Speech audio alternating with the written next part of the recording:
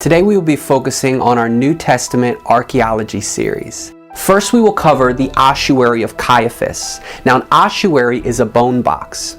Caiaphas was the high priest during Jesus' crucifixion, mentioned in Matthew 26:57. Was this a real person? Yes. His ossuary or bone box was found in 1990 near Jerusalem. Apparently they were trying to build a water park out there and came across a very ornate ossuary. His name is inscribed on the side of the ossuary. Interestingly, on June 29, 2011, the ossuary of Caiaphas' granddaughter was also found.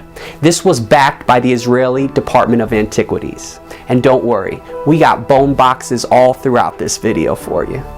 Another that was found is that of the famous Pontius Pilate, the governor who crucified Jesus. Now Pontius Pilate has been attested by Josephus, a 1st century Jewish historian, by Philo, a 1st century Jewish philosopher, and by Tacitus, a 1st century Roman historian. His ossuary was found in Caesarea Maritima in 1961. The inscription reads, Tiberium Pontius Pilate, Prefect of Judea. Prefect is a military term in the Roman Empire. Can't get enough of bone boxes? Well, here's another. They have found the ossuary of Alexander, son of Simon of Cyrene. You remember from Mark 15:21 that he was the one who was honored enough to help carry the cross of Jesus up to Golgotha. Was this a real person? Did Jesus really die on the cross and rise again as the Bible said? Yeah, thank you for asking. This inscription is currently in a Houston museum near the finding of the Dead Sea Scrolls. The New Testament mentions Herod the king in Matthew 2:16. We have coins with his likeness on them. We've also found Herod's palace at Caesarea Maritima. Ehud Netzer of Hebrew University found his ancient tomb or sarcophagus. BBC News even reported on this in 2007. This sarcophagus had been beaten to pieces, which is not surprising if you look into the history of who Herod was. He was not a very nice man. They have also found coins and busts of Herod's grandson, Herod Agrippa I, mentioned in Acts 12:22-23.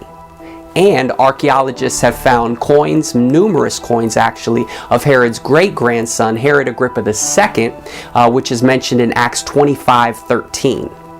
In Frank Turek's book, I Don't Have Enough Faith to Be an Atheist, he notes how Luke records 84 historically backed details regarding cities, people, and places. So why doubt the 35 miracles that he as a historian also records? Luke's credentials as a historian have proven so accurate that it takes more faith not to believe in the miracle accounts than it does to believe them. Gallio, a proconsul, now proconsul was an official in ancient Rome who acted on behalf of a consul.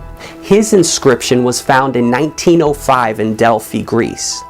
The inscription from Claudius Caesar, who was emperor from 41 to 54 AD, reads, To Gallio, my friend and proconsul.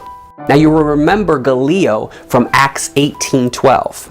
Now in Matthew 22:20, Jesus asked the Pharisees to show him the coin that they used to pay taxes before he delivers his render to Caesar what is Caesar's and render to God what is God's line. Now the image on this coin was of Tiberius Caesar. We actually have found numerous coins with Tiberius Caesar on them. In Acts 13:6-12, we meet someone named Sergius Paulus in the New Testament. Is this a real person? Yes, we have found his inscription. Around 1996, just outside of Paphos, they have found an inscription that reads Paulus Proconsul. Now proconsul is an office in ancient Rome. They have also found another inscription of him in Rome as well. Another find is from Romans 16:23, which introduces us to Erastus, the city treasurer. Was this a real person? Yeah.